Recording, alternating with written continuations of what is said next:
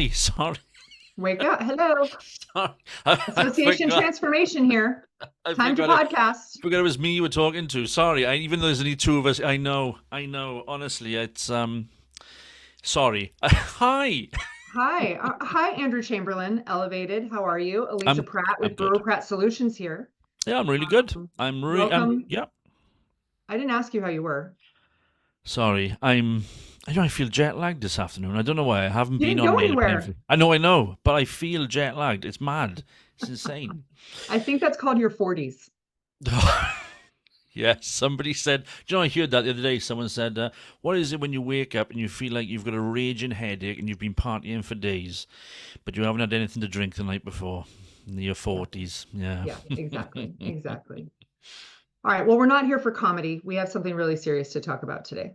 Although sometimes I think what we're about to talk about can seem like a comedy. It's a tragedy, usually. Yes, It's yes, it it's a could dark comedy. It's a tragedy. And I know we have fielded a lot of requests to talk about this. I know I'm doing several sessions on it for different clients over the next 6 months. Board succession. Yes. And what's ironic about this topic, I often get asked to touch on this, but what they never want you to use is the word succession. Is that, do you get this too, where they're like, Yeah. hey, my board members will be insulted or put off or on the defensive. So if you could talk about board succession and building the pipeline and recruiting new leaders, but if you could not make them feel like they have to get out of the way, Yeah. that would be great. Yeah. I think, And yeah. it's an interesting dynamic of this coddling of board members who don't want to go, who don't seem to be able to separate their own ego and their own experience and role from the good of the organization, Mm. and then the need for the future, the need for the next board, the need for what comes next. Well, I think also a lot of times, I think particularly in the sort of in the non well in the association environment, I think there's also this sort of uncertainty as to whether we should be talking about succession planning, in so much as we don't want to be perceived as interfering in the democratic processes. I think, particularly when you've got, boards who have, people who are elected from the membership, there sometimes seems to be a reluctance or a hesitancy around sort of, are we in, if we're planning, if we're identifying a talent pipeline, does that mean we're undermining the democratic process and Hmm. excluding people? I think also that's and of course we know it's not the case. That's completely not the case. Right. But I think it's also it simmers away. I think underneath sort of within people's subconscious about should we or shouldn't we be involved in this process. Like the democratic piece, the heavy-handedness or the manipulation of the pipeline, I think that's an excuse. I think that's a red herring that allows people to then justify their inaction. Well, I think, ouch, right, okay. God, normally I'm the one who's massively critical, but wow, my God, I didn't see that coming. There's like a big punch in my governance face. Right? It just feels Well, like it's a hard work. It's hard work. I mean, let's not pretend. Succession planning is hard work. It needs to be structured, and I think when we see governance flailing and failing, it's because people haven't engaged in adequate succession planning. They yeah. haven't had a structured approach to it. They haven't identified and managed a talent pipeline. Yeah. And then we get into this world where we're just so grateful that somebody will be coerced or volunteered Oh for, yes. Yeah. a position on the board that will arguably just take anybody. The warm body effect. Yeah, Yeah. exactly. And I think but actually once you've put in place the structures for routine succession planning, as I would expect an association to do for its senior executive, as well as its board. Once you've got those structures in place, it becomes a lot less. It shouldn't. It shouldn't be a. It shouldn't be a. It shouldn't be a burden. It should actually. You would No, begin to see the once flow of talent. right, right. But it's never going to be something that you automate or don't need to. support and cultivate and give energy and effort to. It's Absolutely. not something you can just hit a button and it self-fulfills. That's not. No, completely. And I think it's really, really important that when we talk about boards of directors, boards of trustees, when we talk about their obligation to promote and protect the interests and success of the organization, that commitment transcends their tenure as a member of the board. We talk about in strategic planning, we talk a lot, don't we, about not just the next 5 years, the next 10 years, but when we talk about generative or transformative discussions, we're talking about, 10, 15, 20 years hence. And, today, 2024, part of your role as a custodian for the association is to ensure that there are qualified, Yeah. energized individuals who are coming behind you to fill roles in the future. And let's be fair, this is where I have a challenge and where I think most succession discussions uh, fall short, is there really needs to be a shared effort between the staff executive and the board in committing to succession and to filling the pipeline and recruiting and I think that we put too much expectation on board members to do the work of Yeah. succession. Mm-hmm. My bigger request for them is simply to lead by example. Be a good board member, be participatory, be communicative, be a board member that someone wants to be like. That to me is the first thing that you can and should do as a board member. Other than that, going out and shaking hands, kissing babies, recruiting, I think that is sometimes too much to expect. I wouldn't expect no, and I wouldn't expect people to be doing that. I don't think So what that's are we the really right asking approach. of them then? Just to be aware of it and not get in the way of succession? No, no, but I think it's to be aware that we all have professional networks, and we all are able to identify talent, when we see it. And I think there is that kind of onus of responsibility for saying, right, actually, within the context of a wider plan, Mhm. there's an onus of responsibility on you when you're out there, either representing your industry or representing this association. Yeah, There's an onus of responsibility on you to be identifying potential future candidates. But of course, all that has to be done within the context of a structured plan, and you right. can't really define your plan until you know exactly what it is you're looking for. But does that always stay the same? I mean, are you just No, talking about head count? Because no, no, not at that's all. where I get concerned. People think a strategic or a succession plan. Okay, check the box. We've got one. It's done. Mm. Executing the plan, living the plan, using the plan to then Well, the, achieve your outcomes and recognize that you may be looking for different numbers, different skill sets, yes, different and qualifications at any given time. It's I think it's not that's a the piece. static thing. It's No, not not at all. static. Not at all. And it changes. I would expect to see the plan, or certainly the focus of the plan, i.e., who you're looking for, the skills you're looking for, the experiences and expertise you're requiring. I would expect that focus to change on an annual basis, Yeah. because you shouldn't be. Annual. Well, I mean, assuming that you have an annual cycle whereby individuals are moving on or off the board, Yeah. I think, Okay. you would expect your board cycle to reflect, in terms of the skills and expertise, to reflect the demands of the strategic plan, rather than fitting the strategic plan around the expertise you've got and Yeah, around the yeah. board table. So who should own succession planning? Should it be the nominating committee? Should I, it be the officers? Should it be the staff executive and the chair or the past chair? I mean, I, I think, I, well, I go was ahead. going to say, sorry, I usually give it to the nominations committee. Okay. I think it's a nice, focused, substantive piece of governance work that, as a governance subcommittee of the board, a nominations committee that has a focus on board development, taking the lead on things like, skills gap analyses, board performance and appraisal. I think succession planning sits nicely within that kind Yeah. of that suite of responsibilities. But see, you just described a nominating committee that I don't think we see in existence very often. You do if In you work that, with me.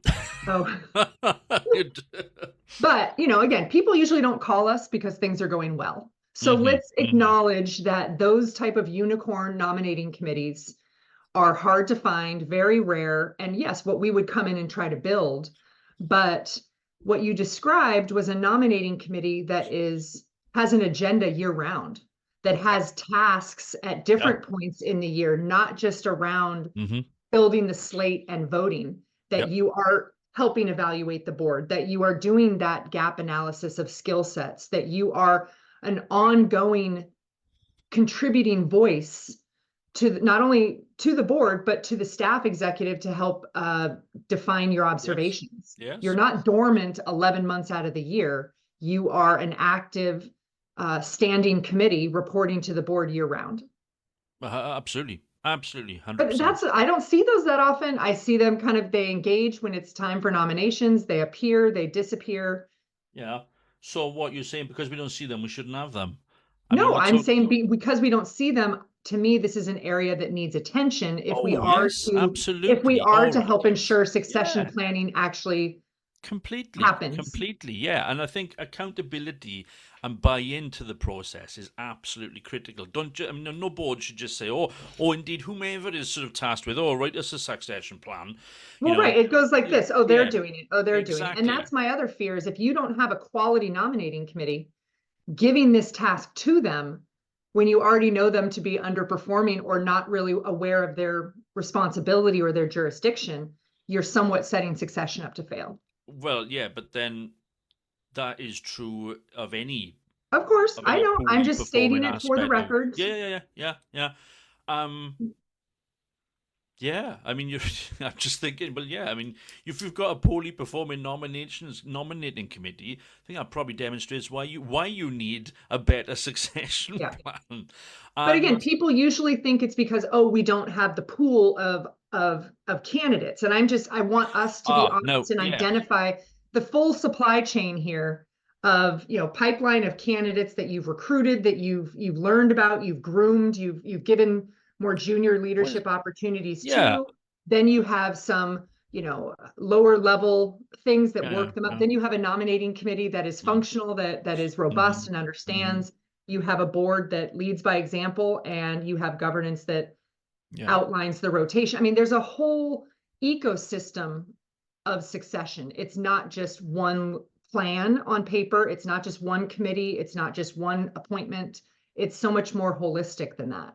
Well, as it is, when we recruit personnel into our staff base, there's a whole ecosystem around that process. And for me, I think people sometimes sort of, in my opinion, wrongly perceive the recruitment of volunteers as somehow the process is somehow different to the recruitment of paid personnel. When the reality is, you need to have job descriptions, person specifications, your pool of talent. In this case, yes, it's the membership, but nonetheless, there are then mechanisms in which you can engage the membership before you get to the nominations and elections process. And I think it's a really good question, going back to the point you made. Why are we not getting people or good quality people? And I think that is a question that, if that is the case, you've got to ask yourselves, well, why?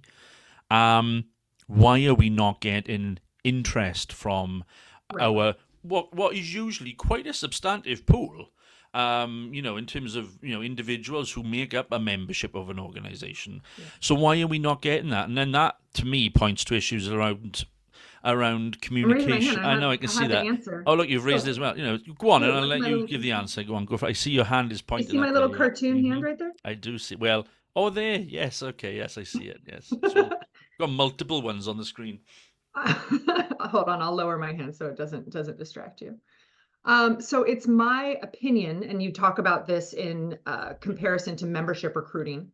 We work very hard in membership in to define a value proposition and then to deliver on that Yeah. return on investment through the member's life cycle. I think a volunteer value proposition Mm. is equally as necessary. Yeah, completely. And I've talked about this on other pods, and I'm working on some other research about it. But I think we should better embrace the selfish reasons why people volunteer.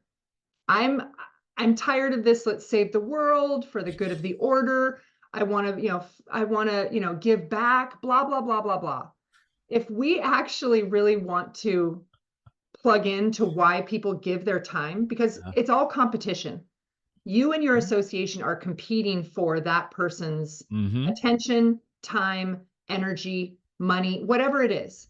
And if you don't give them a real value proposition, and it may be an advancement in your career, it may be leadership experience, it may be you add it to your CV. This doesn't mean that's all they should be there for. No, But no. I Mm-hmm. think it is okay to acknowledge and even embrace Absolutely.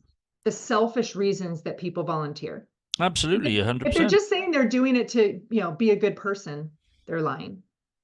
Wow. Ouch.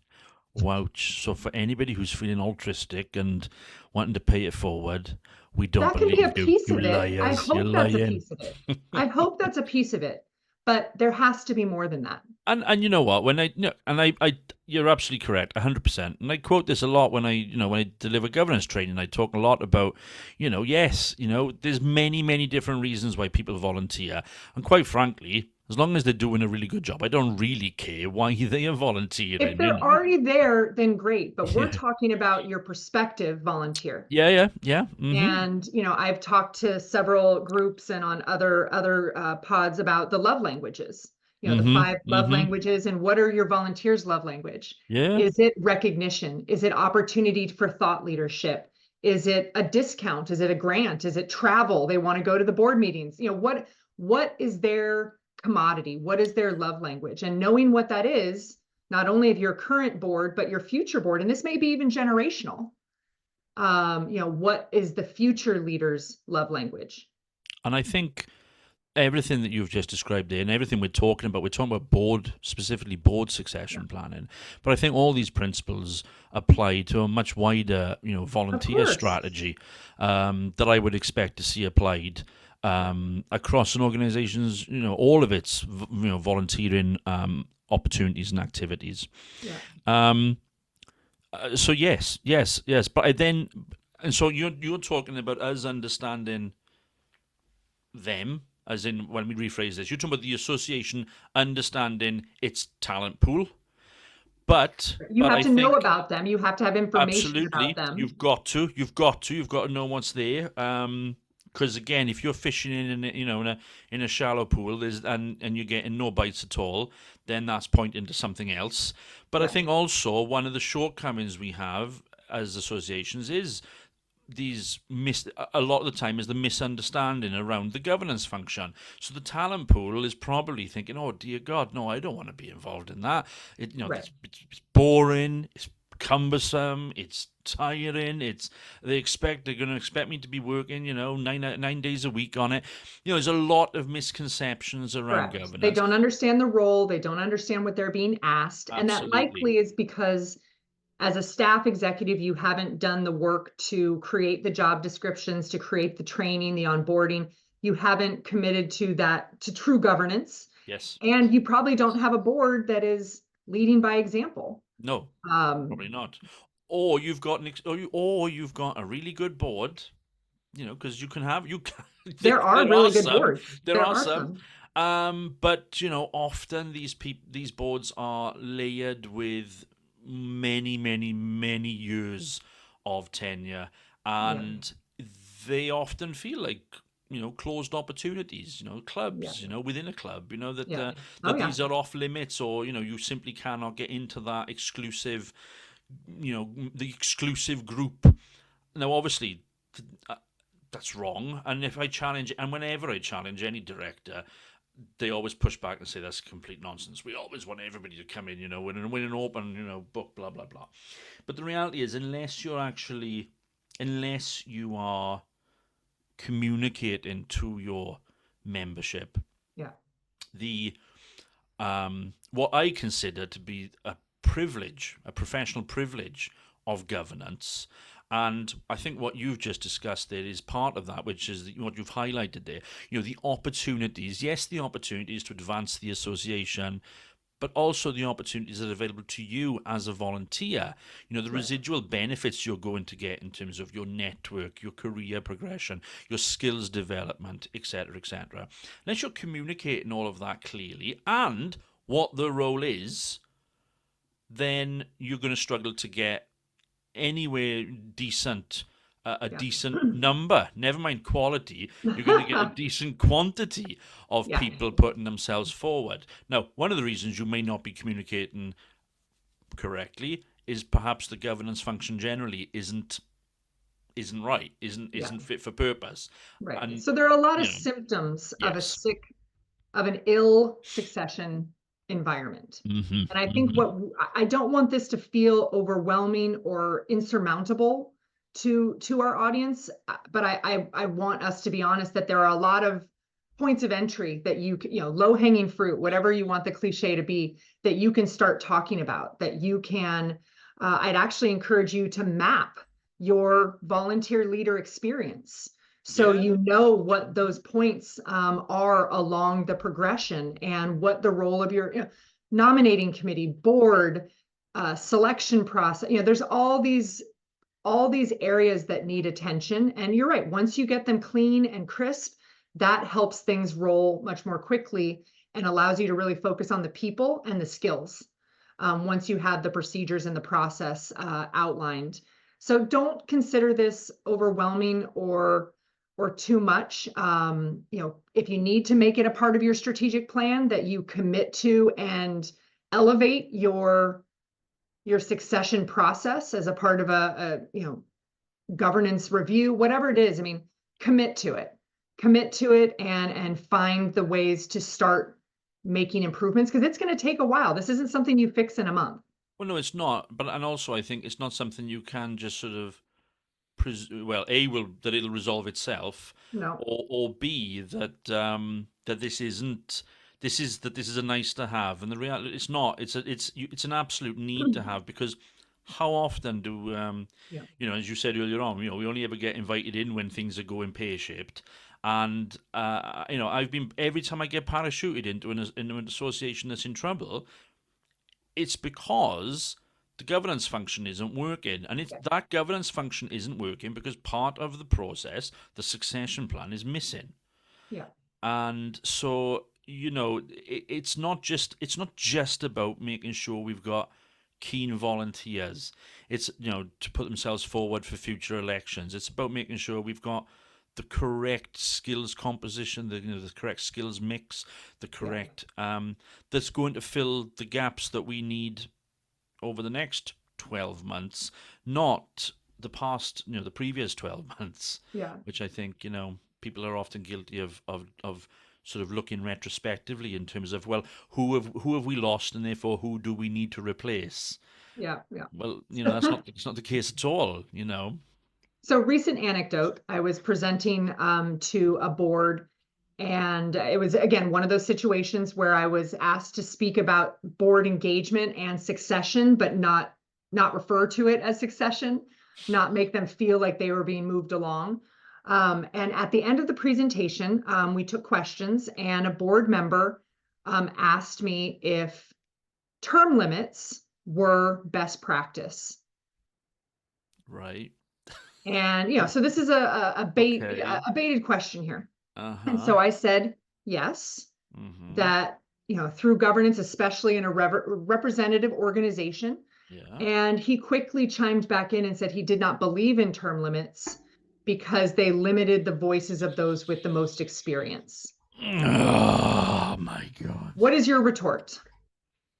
That all not always the most experience is necessary. Experience doesn't always equal the most The best appropriate or quality. informed No. or best quality.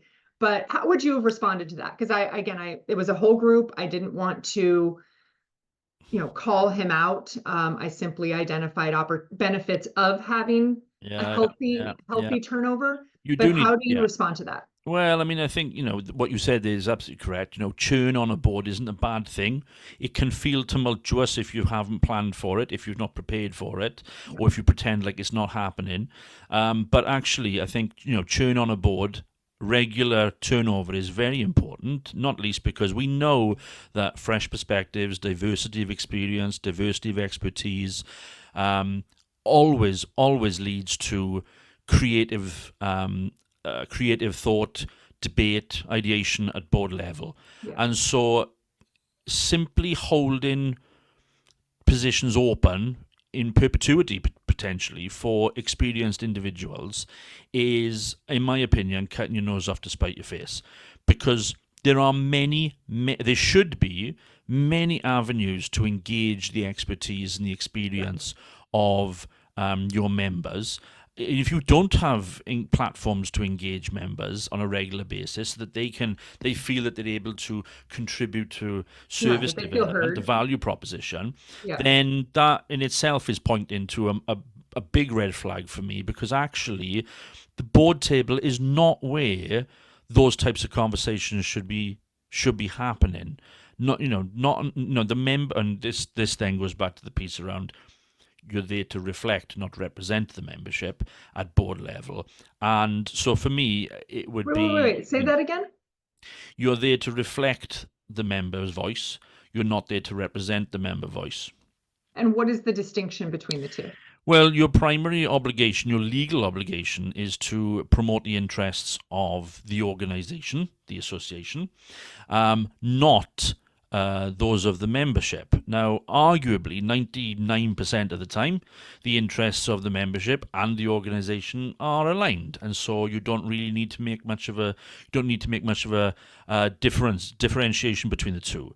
However, there will be moments during an annual cycle, or indeed a biennial cycle or triennial cycle of business, that the the association's interests as a business will diverge from those of members. And that's when it becomes really important to think, well, actually, and a really crude basic example is always around membership fees. We have to increase our member fees, otherwise, our dues, otherwise we're going to we're going to struggle financially. Well, arguably that's not necessarily in the immediate direct interest of members, and they may push back and they may say, oh no, we're already paying too much, blah blah blah. But actually in that scenario, it's incumbent on the directors to think about what is best for the association.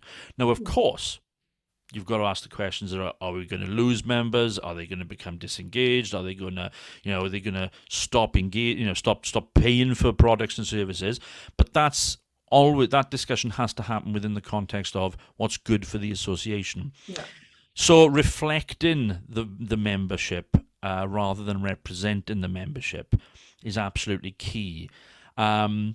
But having a voice, having representation of the member voice at a different level, through a different platform, a different engagement mechanism, is where you can then bring in your hugely experienced individuals and give them, allow them to continue to contribute. Right. Well, and hopefully you have committees that are reporting up. You have other opportunities. Again, those are Yeah, all the farm teams that I think you then also look to for leadership potential. 100%. Absolutely, But absolutely, absolutely. I I mean, mean, it's interesting. The guy, when you talk about that, this is a bee in my bonnet I have about past presidents. be in my bonnet.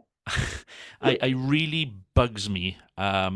No pun intended. I was going to say, I just realized that, going with the real insect theme here. It really bugs me the the when some associations, and I don't think it's too many, but I have seen some who continue to invite past presidents not just to sit on they sit on the board for maybe a year after they've finished as the president. So they do a 3-year cycle, incoming, actual, and then Yeah. outgoing. Okay, fine. I mean, personally, I don't like that, but all right, I get it. It's fine. I'm easy Aussie.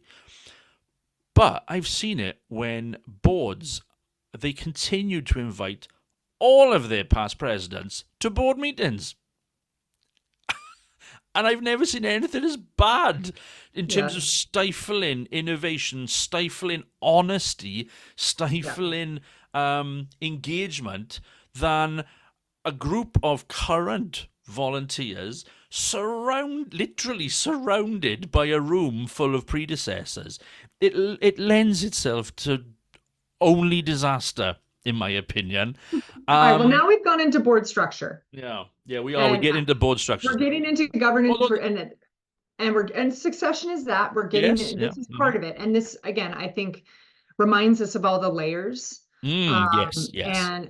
But if we come back to where we began, there is a clear, ongoing, undeniable need for a succession plan and a commitment to the governance that best serves your organization, and an ongoing commitment to the cultivation of your future leadership. So, we can talk about it all day long, and each client we work with is going to get into a unique and customized approach to this. I think what we want to remind people of is this isn't going to go away. The longer No, you wait, the worse it's going to be. And there are first manageable steps that you can take to begin this journey as an organization. and I like what you said about having layers, and like an onion. The more layers you peel away, the more it makes you cry. But then when you put it in with butter and you heat it up, it'll make everything better. There you go. There you go. So I think this is something we could probably talk about forever and multiple times a year. I for whatever reason, maybe people are coming out of these last few years and they realize they've had the same board, or you have the next generation kind of wondering how they can get more involved. For whatever reason, there has been a recent spike in interest around this, and I hope people are having these conversations. I hope you're eyes wide open to what the realities of your board and your leadership pipeline are, and that you are brave enough to start the process and the journey. We're here for you. There's other contributors to the space, the environment, but it's never going to start unless you acknowledge there's a problem and ask for help. Gosh, that sounds very AA, but Well, sometimes I do feel like the association governance world does feel like, a you know, 12-step program. yeah, it really does sometimes. It shouldn't. It really shouldn't, but it does. So, Well, I'm happy to be anybody's sponsor. let's open this up to whomever is ready to ask for help. Again, it will get worse the longer you let it go, but we're here for you. We support you, and we're excited to see kind of what comes next from the succession discussion, and happy to keep having it. So get us wherever you get your podcasts. Shoot us an email, or get on the website and let us know what you want to talk about next, or if you have other anecdotes you'd like us to break down. Until next time, put your members and your mission first.